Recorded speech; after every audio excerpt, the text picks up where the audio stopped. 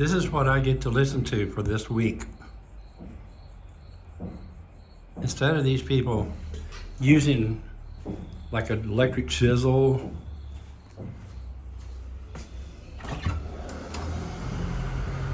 instead of using an electric chisel, they're using a sledgehammer to break this floor up.